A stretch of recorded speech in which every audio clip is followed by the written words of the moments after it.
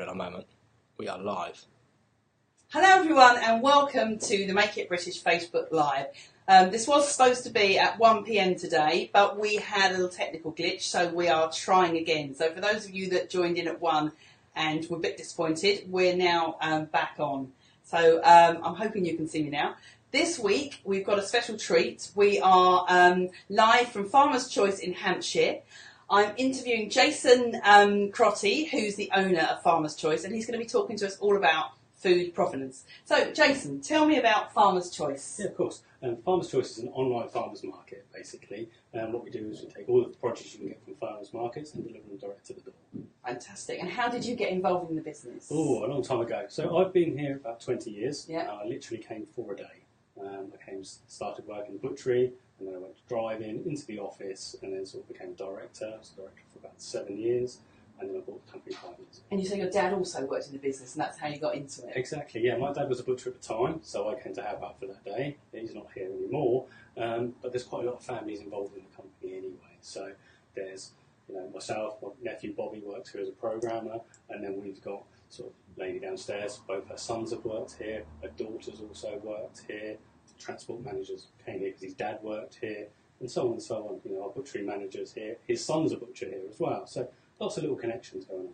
So as well as a butchery, what other sort of foods do you supply?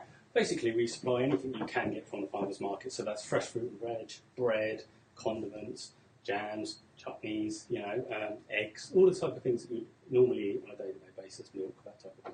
And tell me more about sort of the labelling and the provenance of food. So what should people look out for? What sort of accreditation do you have? Right, okay. Right, there's kind of 5 general standards, okay? There's Red Tractor, and then it goes RSPCA, Outdoor Reared, and then you get into the free range and the organic, which are kind of exactly the same thing.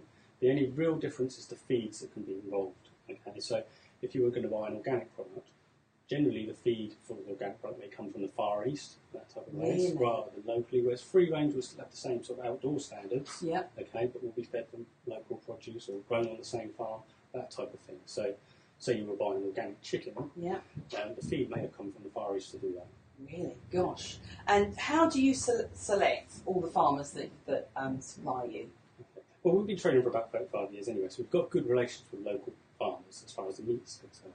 And then how we've grown from that is just word of mouth from farmers, really. They always say, to their friends, Farmers Choice look after us, they pay us well, they pay on time. It's a nice way of their having a connection to the customer because they can see the end user. So it's such a small food chain. It's literally the farmer, us, and you, the customers. So why should someone buy locally sourced food rather than maybe some of the stuff from the big supermarket chains? What's the difference? Well, the difference is really, if you like to know where your food comes from, understand the provenance of it, try and buy as local as possible with something you've got a tangible connection with, is what I would say. Some of the supermarkets, some of the things they do are slightly different. They go all around the world, particularly labelled, packaged, and then back into the country. Just because it says it's born in Britain doesn't mean that the whole process is done here. So are you saying that some of the produce, particularly the meat that we buy in supermarkets in the UK, may have been reared in the UK and be labelled as British meat, but it's actually been packaged or and vice versa. Overseas. So there's lots of little loopholes about grazing and how long something has to graze in this country to be considered British and so on and so on. So there's quite a few little loopholes in the rules. Try and just buy something that's got a real provenance. You know that it grew up on that farm. Yeah. So how do you tell your customers what the provenance is of all the food that you supply? Well, we try and reassure them. We're out there all the time at our farmers. We work directly with them anyway. They're rearing the product for us. So, they know what we need 26 weeks in advance for, say, pig. We're not just going to market and going, right, we need a load of bacon, let's buy some bacon. That's not happening. So then if we do buy pig, we use the whole pig. We don't sort of just buy the bits we need. We make sure if we kill it, we use it for every little part. And so anything that we don't eat as humans, so the bones, or anything we make pet food, as pig's ears, that type of thing, we produce and we give to dog sanctuaries and things like that. So it all gets used, so it's had a real purpose. So you're saying some of the supermarkets then would chuck a lot of that away? Yeah, so as a country, we buy loads and loads of chicken fillets, say, and then we ship loads of chicken thighs abroad, because all we want is chicken fillet. Yeah. So, and they've engineered breeds, really, to have bigger breasts, smaller thighs and wings, being a smaller period of time, because that's what the consumer wants. Yeah. So our chickens have got strong legs, they run around, so that's what they should be doing. And as a kind of former butcher and someone who works in this industry, what are your favourite cuts of meat? What would you recommend? Well, yeah, I personally like some of the lesser steaks. So things like hanger steak, which is an internal skirt steak. Yeah. You can flash fry, you can fry in the barbecue, but it can still be rare in the middle, so it's really nice. It's a bit of a secret. It used to be called the butcher's steak. Yeah. Some chefs love it. They call it anglais because it's got a French name. Yeah. So it's just a great all-round steak, So people should be looking out for hanger steak have a look, when they go to the butchers. We do thousands of cuts. We do lots of the old-fashioned cuts because, again, we're using that whole animal. It's not all about sirloin, fillet and rump in there. We've got the whole thing. Let's use it properly. Flanks, joints, that type of thing. Yeah. Offal, and so on. People do seem to be quite unadventurous. You're saying that your most popular cuts are chicken breasts and beef mince. How can we encourage people to use the more untraditional? Well, I think it's really the celebrity chefs are doing a good job at it now. Anyway, we chuck loads of recipes online, so you can give you an idea of what to do with things. Just be a little bit more adventurous. Don't just buy rump steak. Rump steak is there's thousands of cuts of steak. Yeah, I was going to say actually for everyone that's watching in, if you do have a question for Jason about food provenance or anything like that, I've got my phone here. I'm just going to check to see who's tuning in and if we've got any questions, because I can look on here and hopefully see. Let me see. Yeah, I can. So do leave me a question if you do have a question. It does there is a bit of a delay, so if you've got anything, I can see that we've got people watching, so that's good. So we've got no technical glitch this time. So we've got some fantastic produce in front of us here, Jason, which is some of the stuff that you supply. Tell me about what are some of your favourite things here. I can see some bottles over there that catch my eye. That's obviously alcohol. This is a great product from the Isle of Wight. So this is vodka made on the Isle of Wight with rock salt in there. So that's a great product from the Isle of Wight. There's quite a lot of produce we do from the Isle of Wight because generally it comes from the South Downs, Hampshire, or the Isle of Wight, all the white things. We've also got a gin down here actually, and why I'm selecting this out is what we do with producers is we try and work with people that are working with each other locally as well. So the Conquer Gin guys, they use New Forest water to produce the gin. So there's a nice little connection there. We sell both products. And completely local. And it's completely local. Fantastic. I know Lauren in the office will like the gin. She's a gin girl. Also things like the Isle of Wight tomatoes. Yeah. They're great. They get the sunshine all year round. Is that why the Isle of Wight is renowned for its tomatoes then? Very I think sunny, so, yeah. Is it? You get the reflection from the sea. We also get apricots from there. We get cherries from there. Asparagus, the garlic farm, obviously. People like that. Sweet corn's just coming in from there. So it's a great little haven for fruit veg. It's very sunny down here in Hampshire, isn't it? You're one of the sunniest counties, I would imagine. That's right. So what else have we got? So you've got a bakery that you work with as well? We've got a bakery that makes us fresh sourdough every day. We collect that every day and we deliver it out. So it's a real natural sort of artisan product. Yeah. Brilliant. It's really in line with what we do, really. We get the milk in fresh every day, But there's loads of other products like sea salt from Cornwall. We use some Hampshire cheeses. The potatoes we get from the New Forest. Yeah. And why we do that is because it's local. Yeah. We wouldn't buy organic potatoes just because they're organic and get them in from Spain. We would use a local producer when they're in season and sell his product. So you're saying some of the big kind of the organic box companies that people know of, big kind of brand names now, are they not necessarily supplying local food then? Yeah, that'd be correct. So they generally a lot of stuff comes in from Spain and so on, the same as supermarkets, and to get the organic status on there. And that's what they're doing. It's all about organic, whereas we're more about local. Right. That's our core ethic. Really. So for those people that are watching this, give us the biggest reason that people should be buying locally sourced food. What is the? Well, really, it's all about support. If you support local and you spend £1 locally, 70 pence of that pound stays local. Really? So for every £1 you spend, 70 pence stays local. Now, if there's a reason to buy anything locally made, everyone that's watching this, that's amazing. That's right, and also the labour and packaging, all those other little jobs that are getting involved are done locally as well by local families, and it's all about supporting the small network, isn't it? Actually, tell us about your packaging, because I've noticed you've got some quite special boxes out there. This stuff that you've got here, tell me what it is and how you pack the meat to keep it fresh. Yeah, so that's called Walkle. It's made in Britain, and it's basically a product of the wool industry. And what we do is we put that in our boxes with dry ice, and it outperforms polystyrene. So, and it can go back in the bio bin. You can put it in the recycling. You can do all these things with it. Some people put it in hanging baskets. Some people give it to the homeless for blankets. Yeah, and there's many uses for it. But it will actually perform for about 48 hours in product frozen. Oh, really? So you're able to deliver the stuff in your vans or by courier, you said, and it stays wrapped in British wool. Yes. And it keeps cold for Exactly. up to 48 hours. And not only that, all of the packaging can be recycled. Brilliant. So that's part of it, fantastic. really.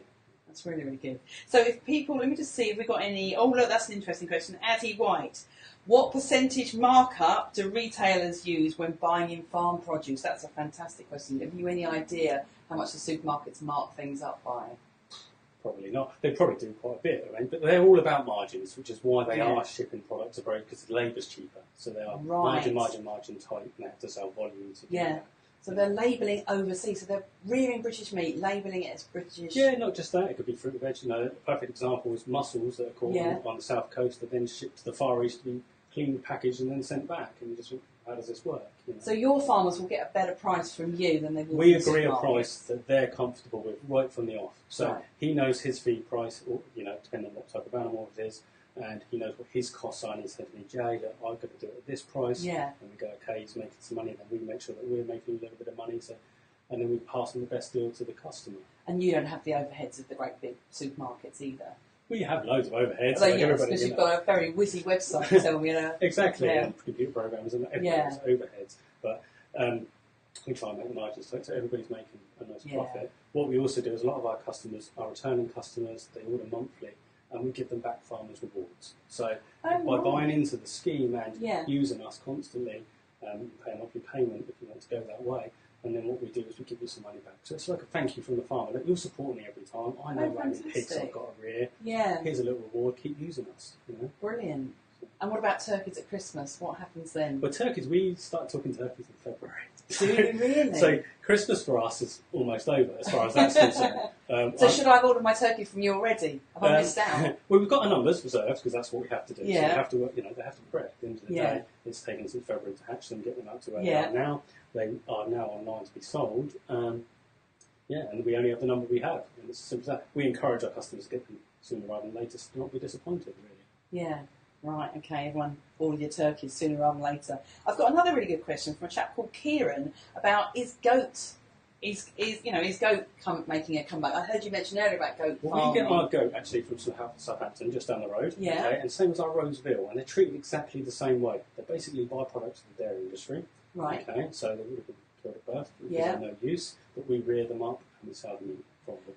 And is goat meat proving more popular?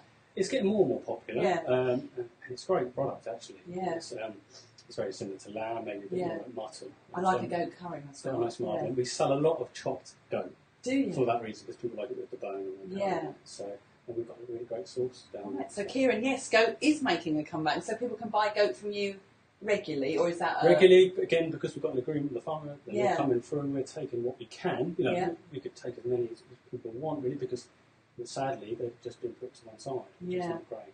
And what's the most obscure cut of meat that you sell? Oh, we sell some brownies. We've had lamb's tongues, you know, we do sweetbreads. We do, if it's on the animal and you want it, generally we can get it. Oh, really? So if it's not on your website, people could still ask? We're still an old-fashioned butchers. Yeah. If you can't see the cut you want, ask. There's a lot of regional names for cuts anyway, so we may have given it a certain name. Oh. And then it might be called something else somewhere, part of the country. Right. And you deliver all over the country? We deliver all over the country, so you choose any day of the week you like. Yeah. We can use a courier. If it's local to us, there's a designated day our van goes out, but you can also have a different day. Yeah. Okay. Let me see if I've got any more questions here. I don't think I have, but there is usually a delay, like I say. Yeah. So if people want to know where to find you and want to buy from you, where can they find you? Okay. Well, the best source is obviously our website, which is www.farmerschoice.co.uk. Yeah. Okay? We're all over social media, so Facebook, Twitter, and so on. You've got a very good Instagram account with pictures of you in farms as well, haven't you? We do, yeah. That's Farmers Choice UK. Yeah. So when we're out and about, they're sort of behind the scenes stuff, you know, that we're doing for markets, and just really to assure people that we are doing what we say we're doing. Which is you on genuine farms, not the supermarkets making up farms that don't exist. If I can play on a tractor or something like that, I will. Did you like tractors when you were a kid? Well, is this where this all come from? Fantastic.